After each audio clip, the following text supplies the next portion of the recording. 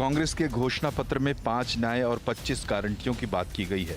इसमें युवा, नारी, किसान, श्रमिक और सबकी हिस्सेदारी पर खासा जोर है।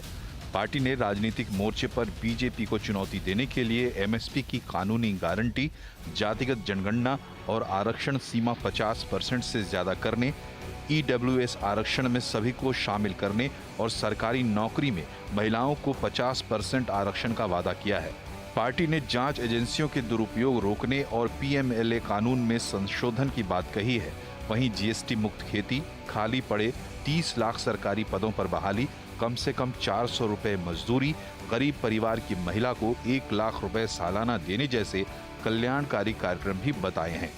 इसके अलावा कांग्रेस ने एनडीए शासनकाल में बने कानून, इलेक्टोरल बॉन्ड और पीएम केयर फंड की जांच का वादा भी घोषणा पत्र में किया है। राहुल गांधी ने कहा कि इलेक्टोरल बॉन्ड में मोदी सरकार का कच्चा चिट्ठा है और इसी वजह से प्रधानमंत्री मोदी डरे हुए हैं। सारा इंफॉर्मेशन, सारा का सारा इंफॉर्मेशन, किससे एक्सटॉर्शन किया है, किसको कॉन्ट्रैक्ट दिया है, कॉन्ट्रैक्ट देने के बाद उसने कितना पैसा दिया है, वो पूरी ब्लूप्रिंट, पूरी की पूरी ब्लूप्रिंट इलेक्टोरल बॉन्ड्स में लिखी हुई है। तो नरेंद्र मोदी जी ने आज नहीं तो कल ऑपोजिशन को पूरी chargesheet, proof sheet electoral bonds के थ्रू पकड़ा दी है। तो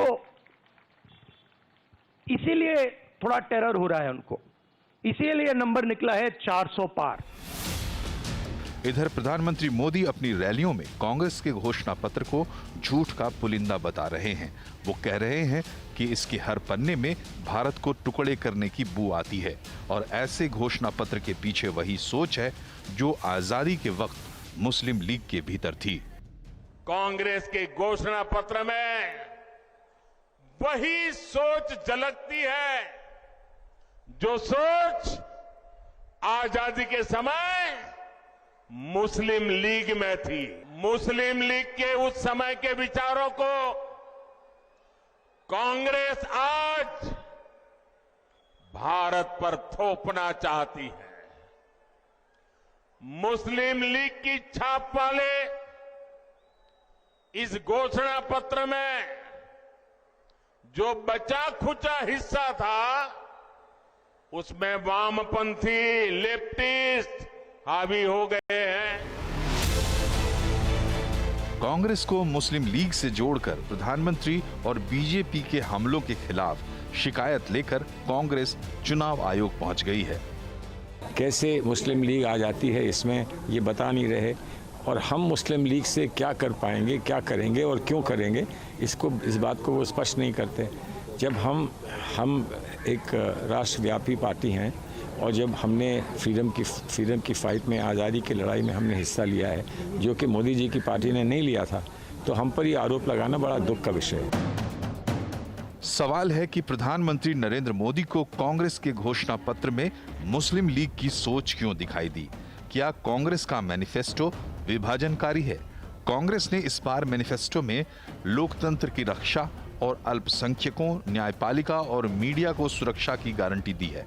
साथ ही आर्थिक मोर्चे पर मोदी सरकार की उपलब्धियों से बढ़ चढ़कर वादे भी किए हैं। तो क्या यह घोषणा पत्र मोदी की गारंटी को टक्कर दे पाएगा?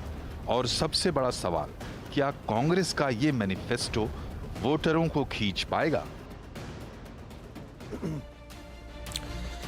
एक तरफ मोदी की गारंटी है और दूसरी तरफ कांग्रेस की गारंटी है।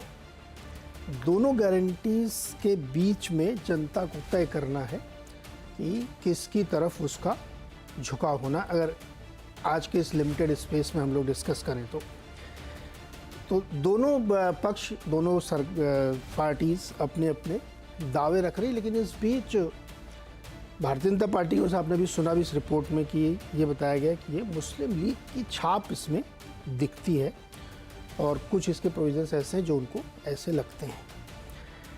लेकिन इससे बड़ा एक सवाल ये है कि अब मुझे नहीं लगता कि कोई भी आदमी अपना घोषणा पत्र बनाता है तो वो खराब होता है। सबका घोषणा पत्र अच्छा ही होता है अपने हिसाब से। हर दल बहुत बढ़िया घोषणा पत्र बनाता है जिससे जनता को ज़्यादा से ज़्यादा लुभाया जा सके और वोट उनके लिए जा सके। और एक दूसरे दल जो है एक दूसरे की खारिज भी करते हैं कि इनका ये दावा ठीक नहीं। लेकिन असली प्रश्न है कि किसके दावे में भरोसा है। हर पार्टी का घोषणा पत्र आप पढ़िए, इवन आप सुभाषपा का भी घोषणा पत्र पढ़िए, वो भी बहुत बढ़िया होगा। किसी घोषणा पत्र में कोई तकलीफ नहीं है, लेकिन मूल प्रश्न है कि भरोसा किस पे। लेकिन उससे पहले थोड़ा इस पे बातचीत करना चाहूँगा मैं कि भारतीय जनता पार्टी इसकी आलोचना क्यों कर रही है और उनको क्यों दिख रहा है कि इसमें इस तरह की छाप है जो मुस्लिम लीग जैसी है। बातचीत करने के लिए हमारे साथ जो प्रवक्ता हैं, बात कर पहचान कराता हूँ आपकी। भारतीय जनता पार्टी की प्रवक्ता चारू प्रज्ञा जी हैं, कांग्रेस के प्रवक्ता कर्नल रिटायर्ड अनिल दुहन जी हैं, वरिष्ठ पत्रकार रामकृपाल सिंह जी, सतीश के सिंह जी और प्रेम कुमार जी। आप सबका सर बहुत बहुत स्वागत है। चारू जी, कांग्रेस के घोषणा पत्र में या गारंटी पत्र में आपको या क्यों लगता है भारतीय जनता पार्टी को कि इसमें मुस्लिम लीग की छाप है? नमस्ते। देखिए नीरज जी, ये बात हमने हल्के में नहीं कही है, और खास करके जब प्रधानमंत्री कोई बात कहते हैं उसके पीछे वजन होता है, उसके पीछे तथ्य होता है। अगर आप कांग्रेस के घोषणा पत्र को उठाकर देखें तो सबसे पहले एक चीज बिल्कुल चीख चीख कर हमें सुनाई देती है कि वो सारा का सारा काम अल्पसंख्यक के लिए ही करना चाहते हैं। जनरल लोगों के लिए, जो जनरल कैटेगरी के लोग हैं, उनके लिए उनके घोषणा पत्र में क्या लिखा गया है हमको कुछ ज्यादा समझ में नहीं आ रहा। हाँ, कास्ट सेंसस की बात करते हैं तो हर कदम पर, हर जगह पर हम ये देख रहे हैं कि कांग्रेस आज भी डिवाइड एंड रूल की पॉलिसी पे चल रही है। अगर आप स्कॉलरशिप देने की बात करते हैं, वो भी आप मुस्लिम स्कॉलर्स को देंगे। इनडायरेक्टली आप ये कहते हैं कि शरिया लॉ अगर हमारे देश में हावी होने लगा तो आपको इस बात से कोई आपत्ति नहीं है। वेशभूषा की अगर आप आजादी देते हैं तो क्या आप ये कह रहे हैं कि यूनिफॉर्म के ऊपर भी उस चीज को आप बड़ा करना सोच रहे हैं? मुझे पता नहीं है। एंटी पीपल लॉज जैसी ये बातें करते हैं वापस से बहुत ही वेग तरीके से, तो क्या आप आर्टिकल 370 को हटाने की बात कर रहे हैं? तो जिस तरीके से इस घोषणा पत्र को लिखा गया है, मुझे लगता है ये बहुत ही ज्यादा गैर जिम्मेदार है, और ये बात कहने की मेरे पास बहुत ज्यादा वजह है। इसको ठीक से प्रूफ रीड तक नहीं किया गया। चित्र तक इसमें न्यूयॉर्क से और थाईलैंड से ढूंढ कर लगाए गए हैं, नदी के खेत के। कांग्रेस को अपने देश में फोटो भी नहीं मिले अपने घोषणा पत्र में लगाने के। तो आप मुझे बताइए कि ऐसी कौन सी ये पॉलिटिकल पार्टी है जो इस देश का चुनाव लड़ना चाहती है लेकिन इतनी कंफ्यूज्ड है कि अपने खुद के घोषणा पत्र को प्रूफ रीड ठीक से नहीं कर पाती। अपने खुद के घोषणा पत्र में जिस तरीके की वो बातें करती है, वो ऐसा लगता है कि कोई माइनॉरिटी रिलीजन की पॉलिटिकल पार्टी है जो केवल एक विशेष समूह की बात करती है, क्योंकि देश का उद्धार तो इनको कभी सूझा नहीं है। और आखिरी में मैं अपनी बात को विराम दूंगी एक बात कह के कि जिन लोगों को कांग्रेस अपने वोट बैंक की तरह देखती है, सच्चाई ये है कि उन लोगों के लिए भी कांग्रेस ने कभी कोई अच्छा काम नहीं किया। ट्रिपल तलाक जैसे लॉज भी जब हमारे संसद में पास हुए हैं, उनको भी अपोज करने का काम कांग्रेस पार्टी ने किया है, बट दे स्टैंड एक्सपोज्ड। देश की जनता सबका साथ सबका विकास चाहती है और इसीलिए मोदी जी पर विश्वास रखती है। तो चारू जी, आपको ये शक है, ये आप ये कहना चाहती है कि ये धारा 370 फिर से इम्प्लीमेंट कर देंगे, 35 से 370, और तलाक बिद्दत जो इंस्टेंट 3 तलाक है फिर से लागू कर देंगे? आपको ऐसा शक है? जी, आप अगर मैनिफेस्टो की भाषा पढ़ें, वो कहते हैं they will repeal anti people laws. तो नीरज जी मुझे बताइए, इस देश में एंटी पीपल कौन सा लॉ है? बताइए, एंटी पीपल लॉ। और कांग्रेस ने पहले भी अपने बयानों में स्पष्ट कहा है कि अगर वो सत्ता में आ जाते हैं तो 370 को वापस से लागू कर देंगे। तो ये सारी जो बातें हैं, ये दिखाती है कि एक ये पॉलिटिकल पार्टी है जो केवल तुष्टीकरण पर चल रही है। वो आज की तारीख में भी इस देश में ऐसी बातें कर रही है जो सिर्फ विभाजन करने वाली बातें है। देश की जनता को एकत्रित करके उनको एक बेहतर जीवन देने का उनका कोई ना उद्देश्य है, ना कोई सपना है। अनिल दुहन सर, चारू जी कह रही है कि आपकी जो मंशा है वो ठीक नहीं है। आप विभाजनकारी घोषणा पत्र लेके आए हैं, एंटी पीपल लॉ जो है उनको फिर खत्म करेंगे, उनको शक है 370 फिर से आप लागू कर देंगे, 35 से लागू कर देंगे, सीए खत्म कर देंगे, 3 तलाक वाला जो इंस्टेंट था वो खत्म करेंगे। ये भाजपा का आरोप है कि आपका घोषणा पत्र मुस्लिम लीग का एक्सटेंशन है। नमस्कार नीरज जी एंड नमस्कार टू ऑल द पैनलिस्ट। और सबसे पहले तो मैं आपका धन्यवाद करता हूं जो आपने मेरे को आमंत्रण दिया आपके शो पे आने के लिए, और आपके माध्यम से मैं अपने कांग्रेस पार्टी का मैनिफेस्टो डिस्कस आपके साथ कर सकूं। नीरज जी, हम पिछले तकरीबन 10 साल से देख रहे हैं कि जब भी चुनाव आता है तो एक बड़ी पार्टी सिर्फ और सिर्फ हिंदू मुस्लिम ही करती है या भारत पाकिस्तान करती है। और मैं प्रज्ञा जी के सॉरी चारू प्रज्ञा जी के वक्तव्य से मैं सरप्राइज नहीं हुआ, क्योंकि मैं उम्मीद कर रहा था कि कुछ इसी तरह की बातचीत शायद बीजेपी के प्रवक्ता जी करेंगे, और उनके प्रवक्ता जी ने की।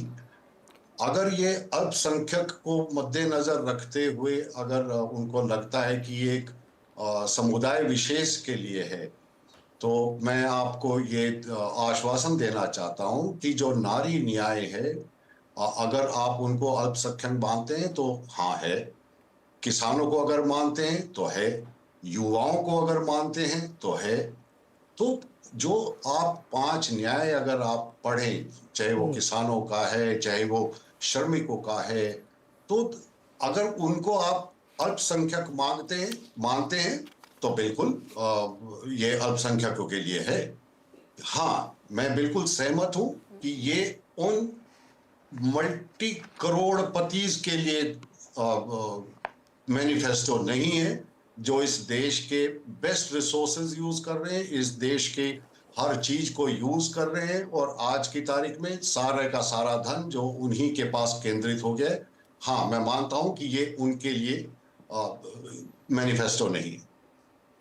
अनिल जी, स्पष्ट तौर पे आप ये बोलिए ना कि 370 सीए के प्रावधान फिर से लागू नहीं किए जाएंगे, इंस्टेंट तलाक फिर से लागू नहीं किया जाएगा, सीए में आप एकदम स्पष्ट बता दीजिए इनको।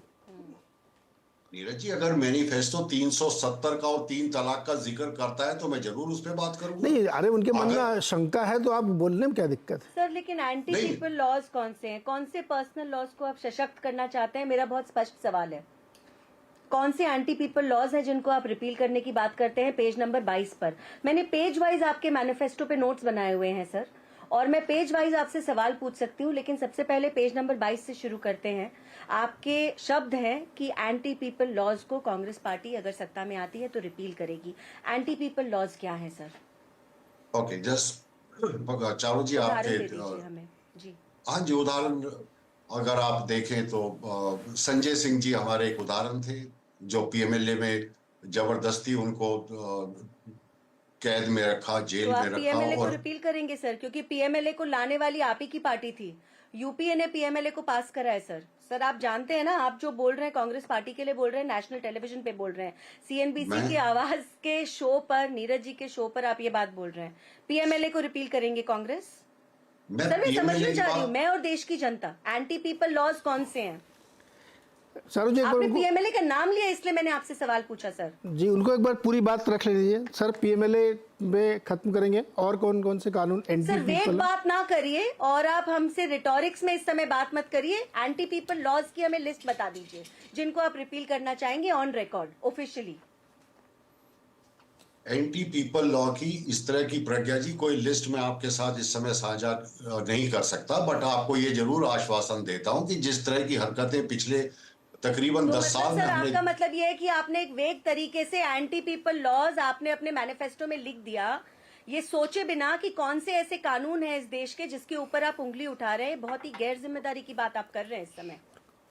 किन लॉज को आप रिपील करना चाहेंगे? अगर आप मैनिफेस्टो में लिख रहे हैं आप लॉज को रिपील करेंगे तो जनता को जानने का हक है ये कौन से लॉज हैं, क्योंकि मेरे हिसाब से जिन लॉज की आप बात कर रहे हैं वो देश के हित के लॉज हैं, चाहे वो ट्रिपल तलाक की बात हो या 370 की बात हो। आपने पीएमएलए का नाम लिया, आपको मैंने याद दिलाया कि पीएमएलए को पास करने वाली आपकी सरकार थी। और अगर आपके पास जवाब नहीं, चारू जी एक बार उनको अपने मैनिफेस्टो में लिखा। चारू जी, उनको अनिल जी को जवाब देने दीजिए। जी अनिल जी बोलिए।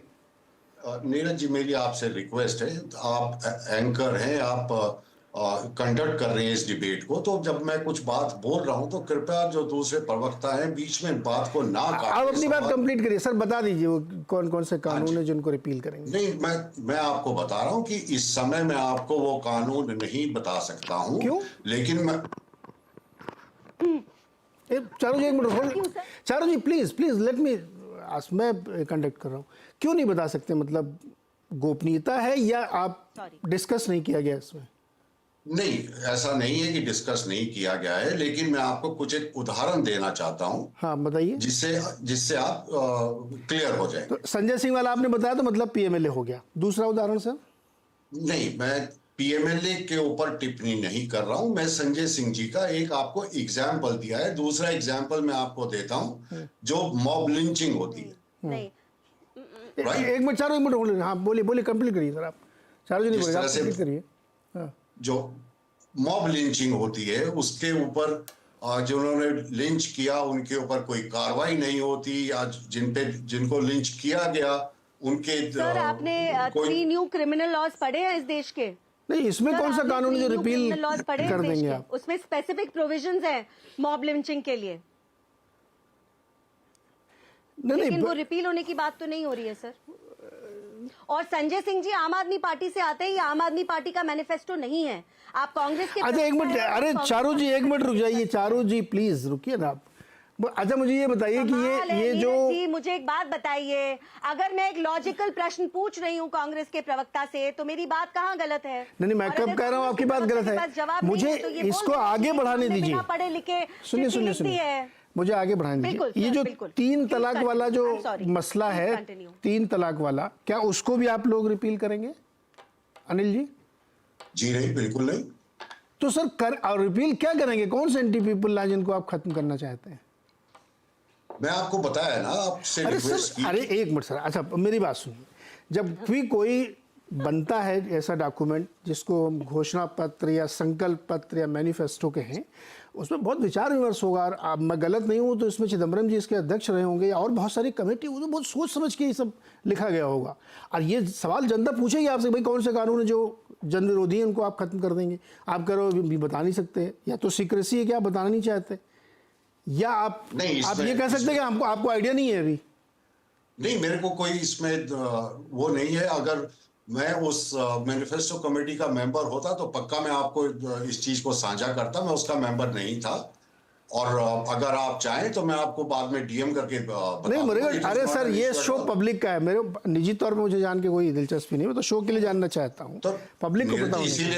इसीलिए मैंने आपसे रिक्वेस्ट किया है कि अभी मैं उसके बारे में डिस्कस करने या साझा करने के लिए असमर्थ हूं। अच्छा, की कांग्रेस मैनिफेस्टो है, और अभी मेरे पास हर पन्ने पर मार्क्स हैं, हर पन्ने पर मैंने नोट्स बनाए हैं, मेरे बहुत सारे प्रश्न हैं। नीरज जी आप बाकी लोगों से बात कर लीजिए, फिर मुझे नहीं, एक सवाल और अनिल जी से, उसके बाद में फिर बाकी मेहमानों पर। आपने ये कहा है सर कि गरीब महिलाओं, किसानों को जो भी कई सारे आपने अलग अलग जो 5 सेगमेंट बनाए हैं, उसमें 1 लाख रुपए महीने तक की बात कही गई देने के लिए। ऐसा है सर कि मैं गलत पढ़ रहा हूँ? नहीं, आप बिल्कुल सही पढ़ रहे हैं। सही पढ़ रहे हैं ना? किसको देंगे 1 लाख रुपए आप? एनुअल। हाँ, 1 लाख रुपए सालाना किसको देंगे? जो गरीब महिलाएं। कोई इसका एस्टिमेट किया कि कितनी गरीब महिलाएं और कितने लोग इसके लाभार्थी होंगे, कितना पैसा उसमें लगेगा? वो जो डिटेल्स इसकी हैं, जो इसका व्हाट यू कॉल इट, जो माइन्यूटली जो इसको देखा गया है, वो वर्कआउट हुआ है। It is approximately 18 crore as of now, as what has been estimated. और इसका जो टोटल जो खर्चा आएगा और वो कहाँ से आएगा वो भी वर्कआउट किया गया है। So it is not an issue. नहीं इशू सर, यही तो सबसे बड़ा इशू है। हम बिजनेस चैनल वाले, हमारे लिए सबसे बड़ा इशू ये कि पैसा कहाँ से आएगा। मैंने लेकिन सवाल में बाद में लेके आया आपके लिए, कितना और कहाँ से आएगा।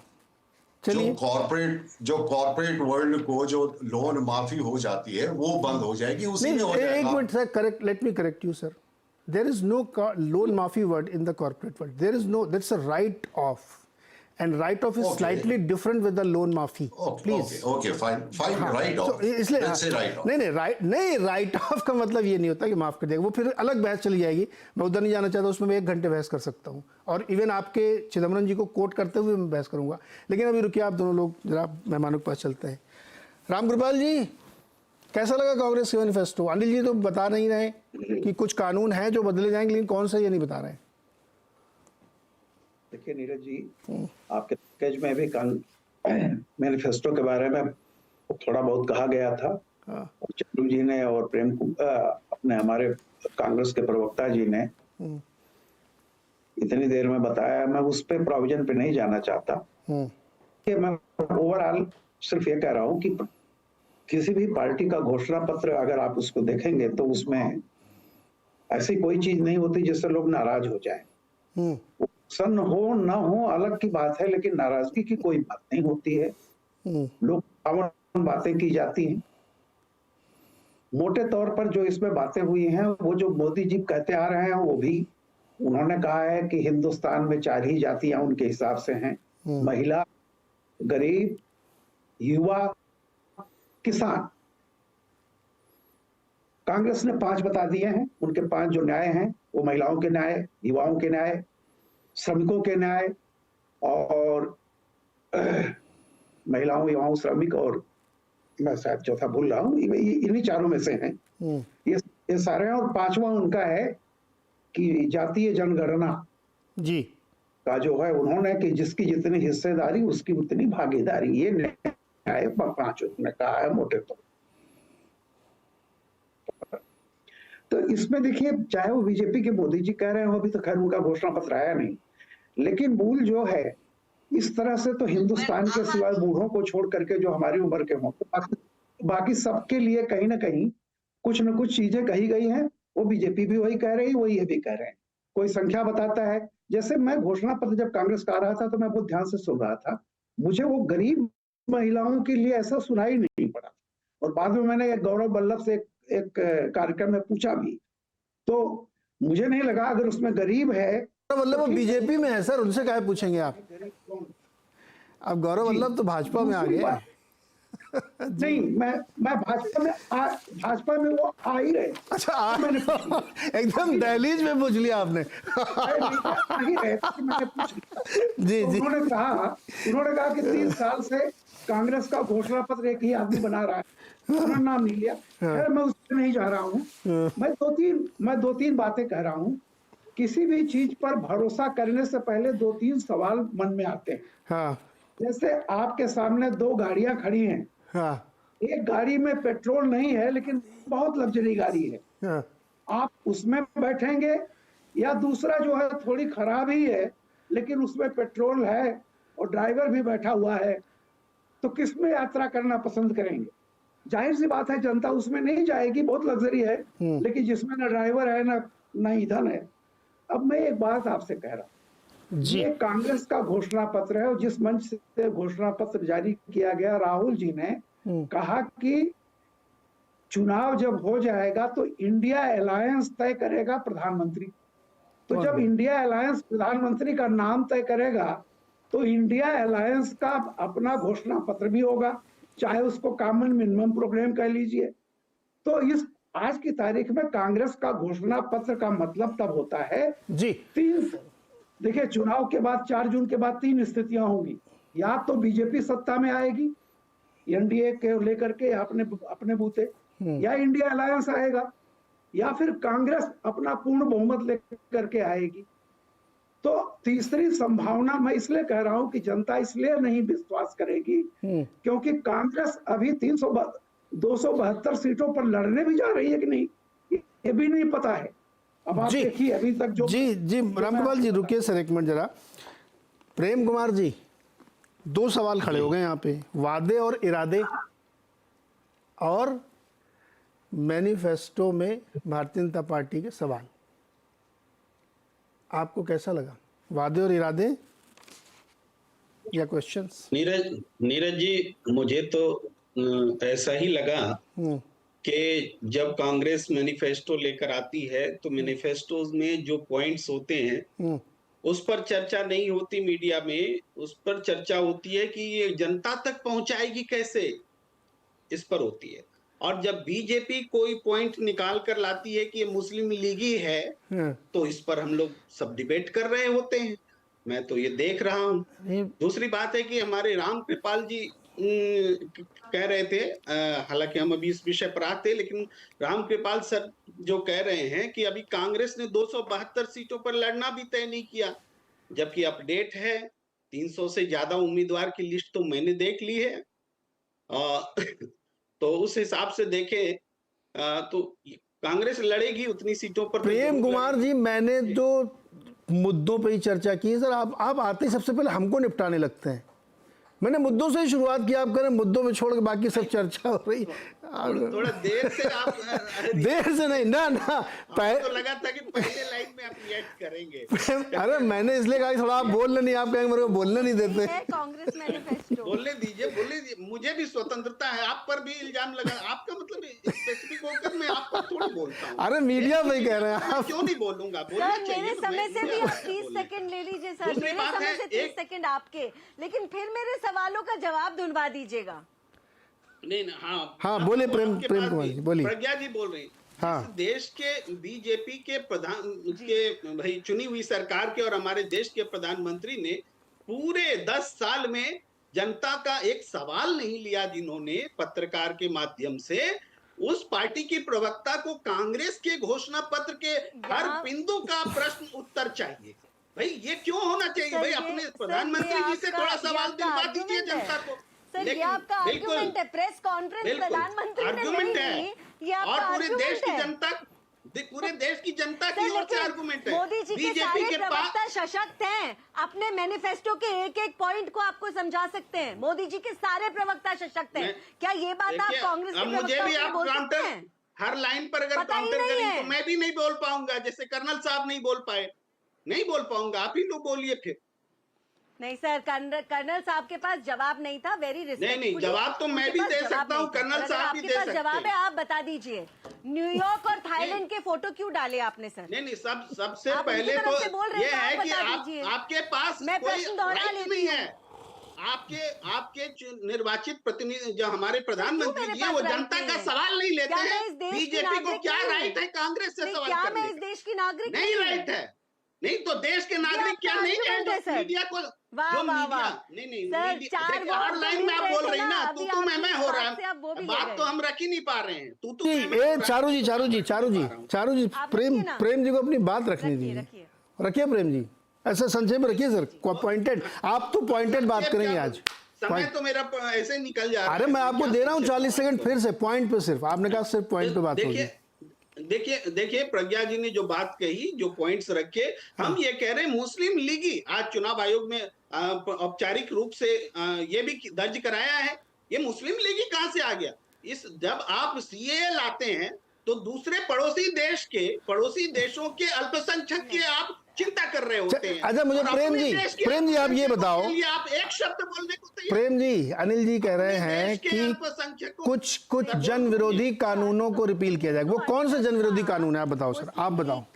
मैं जब बोल रहा होता हूँ उस बात को आप क्रॉस करके दूसरा ले आते हैं, मैं उस पर भी बोल दूंगा। लेकिन मैं ये प्रश्न उठा रहा हूँ, अपने जब सीएए का सवाल आता है तो दूसरे देश के अल्पसंख्यकों के लिए चिंता कर रही सरकार अपने देश के अल्पसंख्यकों के लिए क्यों नहीं बोलना चाहती है? क्यों तो अपने देश के अल्पसंख्यकों से रिलेटेड जो कानून उसको वापस खत्म किया जाए, वही तो मैं पूछ रहा हूँ। खत्म करेंगे कि ऐसी ये कानून? वो भी उस पर भी आता हूँ। आइए जल्दी से आइए सर, देर मत करिए, जल्दी से आ जाइए। सतीश जी की बात जानना जो रिपील करेंगे, जन विरोधी नीति कौन सी होगी ना? जन विरोधी नीतियों की समीक्षा होगी। कौन सी? एक श्रमिक अधिकार खत्म किए गए हैं भाई, 12 घंटे ड्यूटी कराए जा रहे हैं लोगों से, उसको दुरुस्त किया जाएगा, श्रम कानून में सुधार होगा। अरे प्रेम जी रुकिए सर, रुकिए सर, रुक जाइए। उसको सुधार होगा। प्रेम सर, बदलने की जरूरत मैं जनता की तरफ से बोल रहा हूँ। मैं अरे सर मैं तो जनता की तरफ से कह रहा हूँ कि जनता चाहती है, वो मैं कह रहा हूँ। सुनो ना प्रेम, जनता चाहती है वो मैं कह रहा हूँ। प्रेम सर, अरे विपक्ष को जेल में बंद कर दो, ये इलेक्टोरल बॉन्ड जैसी चीज हमेशा के लिए खत्म कर दी जाएगी। वो तो हो गया, पर्दे के पीछे वो तो कोर्ट ने खत्म कर दिया, वो तो कोर्ट ने खत्म कर दिया। होंगी सर सुनो, अभी प्रज्ञा जी रुके, भी कोर्ट ने खत्म कर दिया इलेक्टोरल बॉन्ड। उन्होंने कहा गैर संवैधानिक खत्म हो गया। अब पुरानी व्यवस्था पे खत्म होने के बाद प्रधानमंत्री की तारीफ किए जा रहे हैं। अरे तो उनकी तारीफ करने से क्या होगा? अब कानूनी तौर पे खत्म हो गया। अब हम लोग पुराने, प्रेम जी हम लोग अब पुराने कैश सिस्टम में चले गए हैं। पुराने कैश सिस्टम में हम लोग अब काम करेंगे। खिलाफ बोल रहे हैं। नहीं एक प्रधानमंत्री प्रेम को सुन तो लो सर, ठंडा पानी पियो। प्रधानमंत्री जी, गृहमंत्री जी को मैंने अपने कानों से सुना है, अपनी आंखों से देखा है इस विषय पे बात करते हुए, इसलिए मैं एकदम तथ्यात्मक रूप से रख देता हूँ। उन्होंने कहा कि ये जो खत्म किया गया, ये हम एक ऐसी व्यवस्था लाए थे जो पहले से बेटर ट्रांसपेरेंट व्यवस्था थी, लेकिन अब कोर्ट ने खत्म कर दिया तो ठीक है, उनका अधिकार है। मजाक में खत्म कर दिया क्या? अरे सर आप, अरे मुझे बोलने दो ना, जवाब उनसे करना। खत्म हुआ नहीं संवैधानिक था वो। मेरी फर्स्ट डे तो से खत्म हो गया ना, वो तो खुद ही कह रहे हैं। बोलता रहा कि प्रेम कुमार जी, मेरी बात कौन सुनता? प्रेम कुमार जी, उन्होंने भी कहा खत्म कर दिया तो कर दिया, अब हम पुरानी व्यवस्था में चले जाएंगे। अभी एक नई व्यवस्था क्या होगी इसके बारे में तो कोई बता नहीं रहा है। कैश सिस्टम चलेगा, चेक सिस्टम क्या चलेगा? एनीवे, खैर सरकार क्यों बताएगी, सरकार ने जो बताया तो खत्म हो गया। अभी रुको सतीश जी के पास चलते हैं। सतीश जी, सुप्रीम कोर्ट के समांतर अब सुप्रीम कोर्ट और एग्जीक्यूटिव की लड़ाई की पैरोकारी कर रहे हैं नीरज। मैं क्यों लड़ाई करूंगा? मैं तो शो करूंगा, जो लड़ाई होगी उसमें मैं शो करूंगा।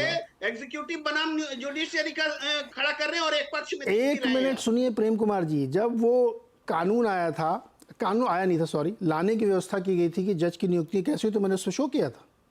जर्नलिज्म का काम ही है कि मैं शो करूंगा, कौन सही कौन गलत ये मेरा काम नहीं है। लेकिन जब वो एक गलत भी बोलना काम है, क्यों नहीं काम? नहीं पता, अब मैं इस कुर्सी पे बैठ के मैं नहीं बोल सकता। मैं तो ये कह रहा हूं कि 1 लाख रुपए वाली स्कीम मुझे तो अट्रैक्टिव लग रही है, लेकिन एज ए बिजनेस जर्नलिस्ट मैं ये भी जानना चाहूंगा कितने लोग और कितना पैसा और कहां से आएगा। 3 क्वेश्चन हो, लेकिन उसका जवाब नहीं दे रहे अनिल जी। खैर सतीश जी के पास चलता हूं। सतीश जी, इतनी सारी चर्चा अभी देखिए 4 लोगों से हो गई, लेकिन मुझे वो जन विरोधी कानून नहीं बताया अनिल जी ने कौन से खत्म होंगे, और वादे और इरादे। देखिए ये बात बिल्कुल सही कि हर आदमी अपना मैनिफेस्टो बहुत अच्छा बनाता है। राम कृपाल जी कह रहे हैं कोई आदमी खराब थोड़ी बनाएगा, सुन के बहुत अच्छा लगता है, बट ज़मीन पे उतरे ना। अगर ये एज इट इज़ लोग इसको एक्सेप्ट कर लें तो बात ही क्या है फिर। सतीश जी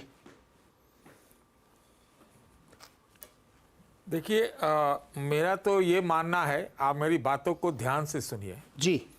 मैं ये जो घोषणा पत्र कांग्रेस पार्टी का आया है, मैं ये घोषणा पत्र भारतीय जनता पार्टी के चुनाव घोषणा पत्र में देखना चाहता हूं। इससे और बढ़कर अगर इस देश में सिर्फ अमीर और गरीब की ही जाति है जो प्रधानमंत्री जी कहते हैं, तो मैं चाहूंगा कि विकसित भारत के लिए तमाम भारतीयों के विकास की व्यवस्था की जाए, और भारतीय जनता पार्टी ही ये मान लीजिए कर सकती है, क्योंकि कांग्रेस के पास तो लोग ही नहीं है जो इनके न्याय पत्र को कहीं लोगों तक पहुंचा पाए, तो वो कौन न्याय देगा? प्रधानमंत्री दिलवाएंगे अगर वो जीतते हैं 400 सीट तो पहली बात तो मुझे ये कहनी है, विकसित भारत अगर हम चाहते हैं तो इसकी गारंटी इसी प्रकार के मैनिफेस्टो में मिलेगी। इससे लिबरलाइजेशन के सुधार भी होंगे, रियलिटी चेक भी होगा, और 60-70 साल में जो पिछली गड़बड़ियां रही हैं, जिसमें 20 साल भारतीय जनता पार्टी का भी शामिल है, तो कोर्स करेक्शन की जरूरत है। मैं उन सब छोटी चीजों में नहीं जाऊंगा कि उसमें कौन सा रिपील होगा, कौन क्या होगा, नहीं होगा, फलाने का एजेंडा है, ठिकाने का एजेंडा, मैं उसको नहीं मानता। मैं मानता हूं कि अवसर की आवश्यकता देश में है। बहुत लोग आजकल पढ़ा नहीं सकते, अच्छी शिक्षा नहीं दिलवा सकते, अच्छा इलाज नहीं करा सकते, और जो ये कहता है वो बाकी खाली झूठ बोलता है। तो मैं तो ये मानता हूं कि ये बहुत मतलब अगर मैनिफेस्टो पे ही चुनाव हो, घोषणा पत्र पे, न्याय पत्र पे, वायदे पर, गारंटी पे चुनाव हो, तो इससे बड़ी चीज कुछ नहीं होगी। मैं इस देश के लिए मैं मानता हूं बहुत अच्छा होगा कि ये जरूरी चीज है। और जहां तक बात रहेगी पैसा कहां से आएगा, कहां भी होगा, किस देश में सोशल और इकोनॉमिक गारंटीज नहीं है, आप जरा बताइए। तो हमसे बहस कर लीजिए, फिर मैं बताता हूं कि पैसे कहां से आएंगे और नहीं आएंगे। आते हैं, आ सकते, इतना आपके पास समय नहीं है। मैं तो बोलता हूं कि ये बहुसंख्यक का इनका न्याय पत्र है, इस देश के बहुसंख्यक का न्याय पत्र है। मैं कांग्रेस की तरफ से बिल्कुल नहीं बोल रहा हूं, मैं यही चीज चाहता हूं कि भारतीय जनता पार्टी में इंप्रूव करके आए। मैं देश के हित में बात करना चाहता हूं। लेकिन ये छोटी चीजों पर ये नुक्स निकाल के ये परिपक्व रिस्पांस नहीं होता है। नहीं, कौन सी छोटी चीज में इधर से उधर डिफ्लेक्ट करें? कौन सी छोटी चीज में नुक्स निकाला? देखिए छोटी चीज में क्या होता है, देखिए छोटी चीज मैं आपको बताता हूं ना, छोटी चीजें क्या होती है। बहुत पहले हम लोग कहते थे, जब भारत जो न्याय यात्रा निकली थी, इन्होंने राहुल गांधी ने निकाली थी, तो ये जूता कैसा है, पहतावा कैसा है, टी शर्ट कैसा है, तो मैंने कहा ये भारतीय जनता पार्टी से अपेक्षा नहीं है। भारतीय जनता पार्टी के लोग जाने जाते हैं बोलने के लिए, तर्कों के लिए, बहुत शालीनता से भी बोलते हैं, भाषाई जो उनकी एकदम एक्सेलेंस है उसके लिए जाने जाते हैं। और नार नुकुस निकालना हो तो पॉलिटिकल स्लग फेस्ट है, वो एक दूसरे का निकालते रहे, वो रहने दीजिए। भाजपा चारों जी से जवाब ले लेते हैं सर, आपके मन में वो रहने दीजिए, हमारा उससे मतलब नहीं है। जी चारू जी बोलिए।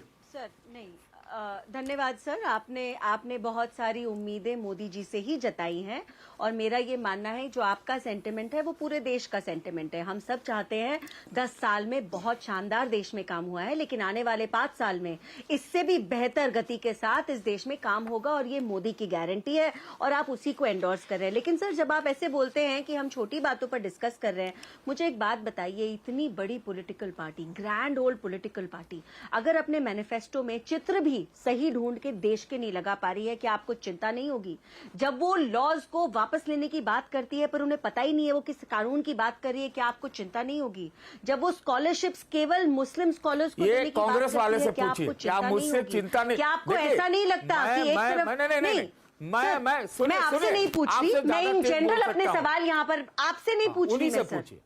रुकिए ना सतीश जी, जवाब तो अनिल जी को ही देना पड़ेगा। सर मैं आपसे नहीं पूछ रही, मैं अपनी बात रख जी, मैं अपनी बात आपके सामने रख रही हूँ। तो जब आप ये बोलते हैं कि हम छोटी बातों पर आपत्ति जता रहे हैं, ये छोटी कहाँ से हो गई सर? एक पूरी कमेटी बैठती है एक मैनिफेस्टो को लिखने में, ये मैनिफेस्टो के बल पर ये चुनाव लड़ने जाया जा रहा है। अगर इस मैनिफेस्टो में मैं बैठी और मैं बहुत छोटी हूँ सर, उम्र में भी आपसे बहुत छोटी हूँ, अनुभव में भी आपसे बहुत छोटी हूँ, राजनीति में भी मेरी उम्र बहुत कम है, लेकिन अगर मेरे जैसे इंसान को इतनी बड़ी बड़ी बातों पर आपत्ति है तो जो अनुभवी लोग हैं उनको कितनी आपत्ति होगी। और अगर मैं ये सवाल उठा रही हूँ तो मैं मानती हूँ ये देश हित में सवाल उठाया जा रहा है। अपने आप को आप ऑपोजिशन पार्टी बनाने के लायक भी इस समय बात नहीं कर रहे हैं, रूलिंग पार्टी तो बहुत दूर की बात है। अनिल जी आप जवाब देंगे सर? आप बताइए सवाल क्या है? अरे अभी प्रज्ञा जी ने इतने सारे सवाल उठा दिए आपके उस पे। नहीं, आप सवाल तो पूछिए, प्रज्ञा जी पूछते रहे, आप एंकर हैं, आप पूछिए सवाल। प्रज्ञा जी ने बहुत सारे सवाल ये उठाए कि जो घोषणा पत्र में आपने बहुत सारे ऐलान किए हैं उसको कॉन्टेक्स्ट में रखिए तो आपकी प्लान्स दिखते नहीं है। उन लोग चित्र वाली बात मैं नहीं कर रहा हूँ, चलिए ठीक है, आदमी कहीं से भी गूगल से निकाल के चित्र डाल देता है, वो इतनी बड़े इश्यूज नहीं है। अरे प्रज्ञा जी ठीक है, चित्र तो ठीक है लगा दिया तो क्या उसमें ओके उसमें नहीं सर, नहीं हाँ। मैं ये बोल रही हूँ जब आपको मालूम है आप 20 सीट नहीं जीतेंगे, आप चांद तारों के वादे कर रहे हैं। नहीं आपको खुद नहीं पता है ये को पूरा करने के लिए पैसे कहाँ से आएंगे। ये जो बड़े बड़े वादे हैं ना सर, मैं एक बात यहाँ पे साफ कर दूं, क्वेश्चन के तौर पे रख रहा हूँ मैं, अभी भाजपा का आया नहीं है, ये भी हमारे ख्याल में लाएंगे 15-16 के आसपास, शायद ऐसी खबरें हमको उड़ती उड़ती मिली हैं। तब भी मैं ये सवाल पूछूंगा कि ये जो घोषणा पत्र में इतने बड़े बड़े वादे किए जाते हैं इसका बैकअप क्या है? क्योंकि ये देखिए जनता, अब मैं थोड़ा सीरियस क्वेश्चन आपसे करता हूँ अनिल जी, जब आप पब्लिक के सामने कागज़ ले जाते हो तो या तो आप ये कह दिए खाली पढ़ने के लिए है, पढ़ो उसके बाद रख दो, समोसा खा लो, लेकिन जब आप एक प्लान रख रहे हैं, it's a plan, document, vision document है आपका कि आप ये चीज़ें करेंगे, तो जनता ऐसी चर्चाओं में एक्सप्लेनेशन सुनना चाहती है। इसीलिए मैंने आपसे पूछा था कि आप इतने बड़े बड़े वादे कर रहे हैं, आपको याद है ना 19 का चुनाव, राहुल जी ने 72,000 रुपये साल का वादा किया था, मोदी जी ने 6,000 साल पे चुनाव जीत लिया। आप इस बार 1 लाख रुपए साल का वादा कर रहे हैं, वो हो सकता है 8,000 का ले आए। So there are so many questions, मैं उनसे भी पूछूंगा, ऐसा नहीं कि मैं उनको 8,000 के लेके आए तो पूछूंगा 8,000 कहाँ से आएंगे, बट ये जवाब आपको देना पड़ेगा सर। अब आप पहले ले आए तो आपसे पहले पूछ रहा हूँ मैं। नहीं Neeraj ji, you are most welcome, बिल्कुल आप सवाल पूछिए, बताइए ना सर। सवाल उनसे भी पूछिएगा जिन्होंने 100 स्मार्ट सिटी, 2 करोड़ जॉब, हाँ तो लेके आए ना घोषणा पत्र, मैं पूछूंगा उनसे बिल्कुल। आप ये जो एक और सुन लीजिए, न्यूनतम समर्थन मूल्य की आपने लीगल गारंटी की बात की, एमएसपी की लीगल गारंटी की बात की ना, बताइए क्या प्लान है, कैसे देंगे आप 23 फसलों की लीगल गारंटी आप कैसे देंगे? Tell me. इसका जो टोटल एक्सचेकर पे जो इसका बोझ आएगा that is about 24,000 crore. It is not much, ये कोई बहुत ज्यादा बड़ी रकम नहीं है। 24,000 करोड़ में 23 फसलों की लीगल गारंटी एमएसपी की हो जाएगी सर? यस। कैसे जरा बताइए, कैसे जरा बताइए कितना? अच्छा एक मिनट, करंट सब्सिडी कितनी है जरा ये बताइए आप, एमएसपी का टोटल खर्चा इस समय कितना है?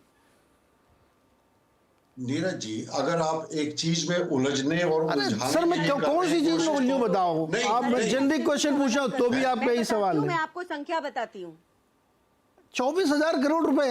अनिल जी 10-10 रुपए को वजीफा देंगे तो खत्म हो जाएगा। आप एमएसपी गारंटी बात कर रहे हैं। मैं नीरज जी एक बात मैं बीच में प्लीज जोड़ना बोलिए। जिस एमएसपी की आज कांग्रेस अपने घोषणा पत्र में बात कर रही है उसका जो टोटल होता है हमारे देश के जीडीपी का करीब 2% होता है। 2%। आप समझ रहे हैं इसका मतलब? इतना पैसा हमारे देश में हमारी सिक्योरिटी फोर्सेस, हमारे डिफेंस पे खर्च होता है, इतना पैसा हमारे हेल्थ केयर सिस्टम पे खर्च होता है। जिस तरीके से आप नंबरों के वादे कर रहे हैं, आप जानते हैं कि ये देश चल नहीं पाएगा? या आपको लगता है कि रोड बनाना, ब्रिज बनाना जरूरी नहीं है? या आपको ऐसा लगता है कि सरहद पे हमारे जो फौजी खड़े हैं उनका ख्याल रखना जरूरी नहीं है? रैंडमली हर चीज आप अगर अपने घोषणा पत्र में लिखते हैं, महिलाओं को भी पैसे देने वाली जो ये बात इन्होंने लिखी है, ये जहां से ये पैसे कैलकुलेट कर रहे हैं, मैं आपसे पूछना चाहूंगी हमारा सालाना बजट कितना है सर? आपको मालूम है इस देश का सालाना बजट कितना होता है? और उस बजट को आप कैसे एलोकेट करेंगे? क्योंकि आपके हिसाब से हर एक पॉइंट पे पूरा पूरा बजट आप लुटा रहे हैं। इकोनॉमिकली तो देखना पड़ता है ना। या सच्चाई यही है कि 20 सीट आने वाली हैं, तो 20 सीट में आप चांद तारे मतलब सारे प्लैनेट, शाहरुख जी रुकिए नक्षत्र सब प्रॉमिस कर दीजिए। अरे रुक जाइए अभी जी। रामकृपाल जी के पास चलते हैं। रामकृपाल सर बोलिए सर। नीरज जी, हाँ मैं चाहता हूं कि पहली बार भी मैं अपनी पूरी बात नहीं कह पाया। सर बोलिए सर। नहीं, मैं कहने जा रहा था तब तक वो अधूरी रह गई थी। मैं जो ये कह रहा था पहली बार में कि देखिए, एक होता है वचनम किम दरिद्रता।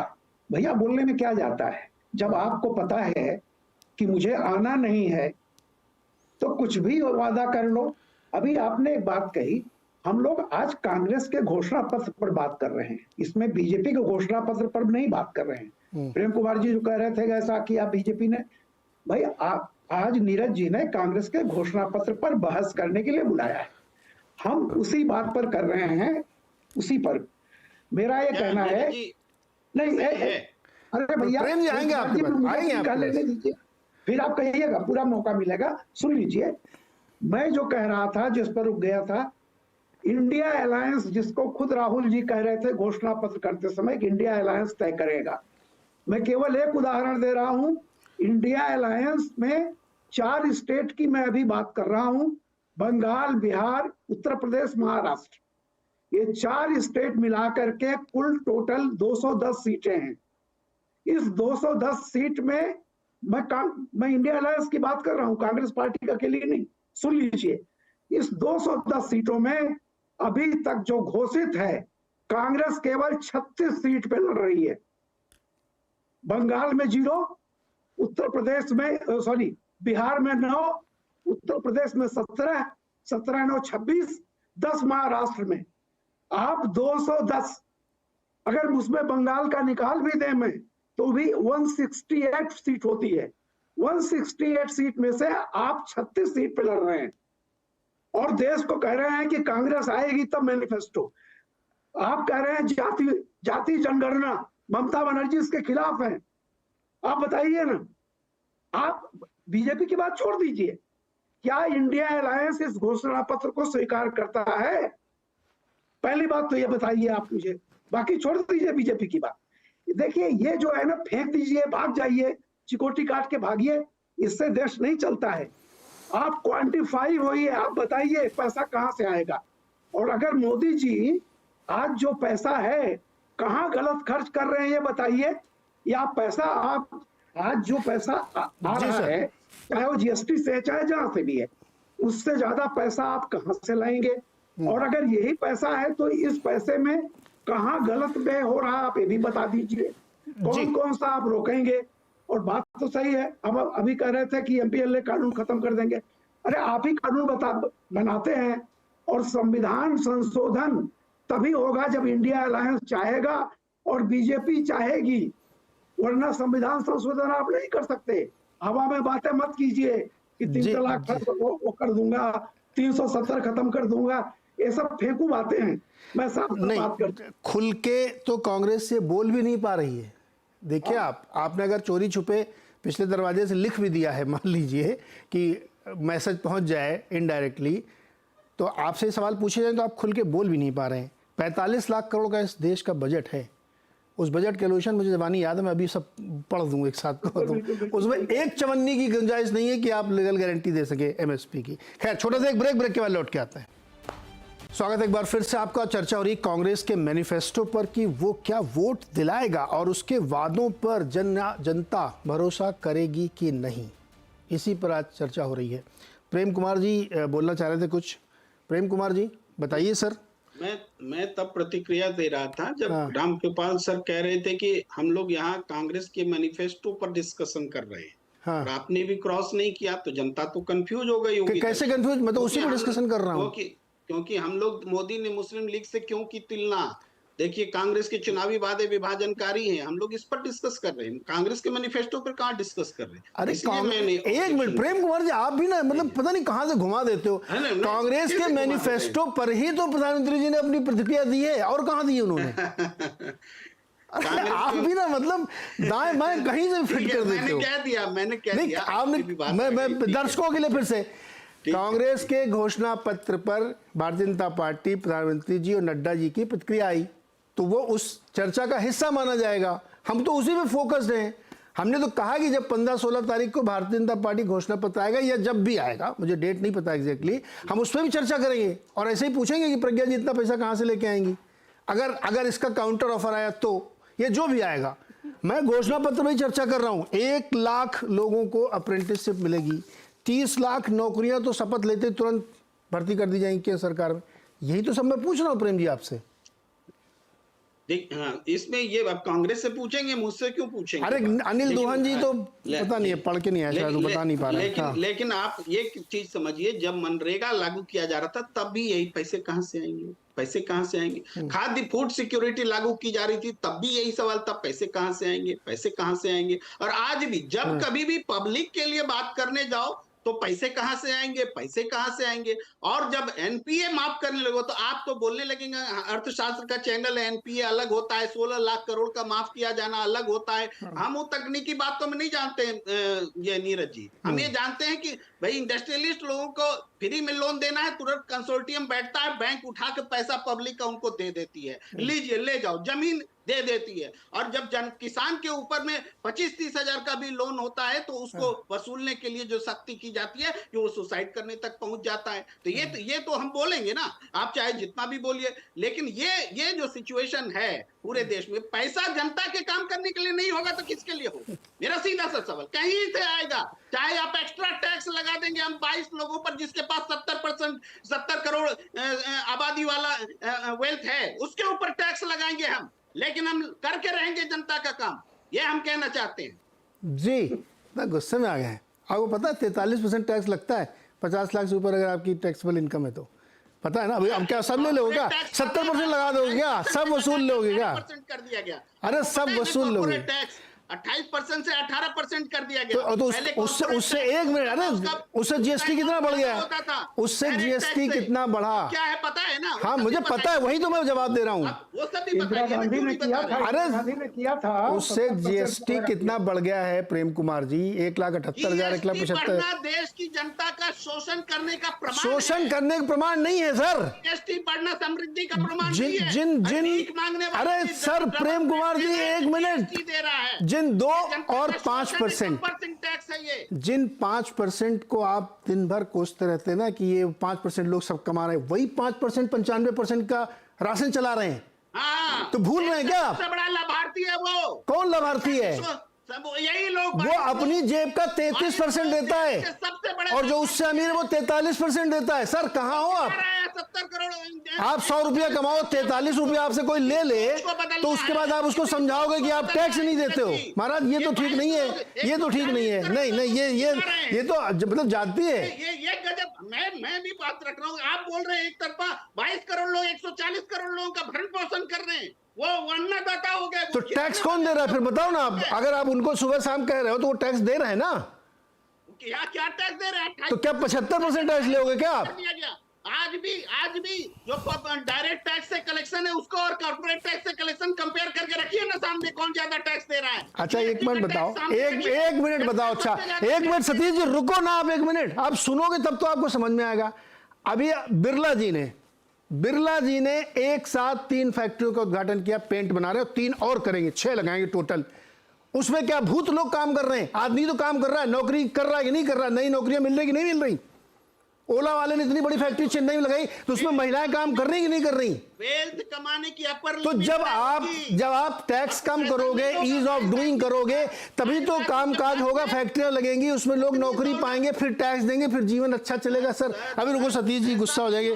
सतीश जी, आपने एक बहुत अच्छा पॉइंट उठाया कि ऐसे ऑफर सरकार को रखने चाहिए जनता की भलाई के लिए।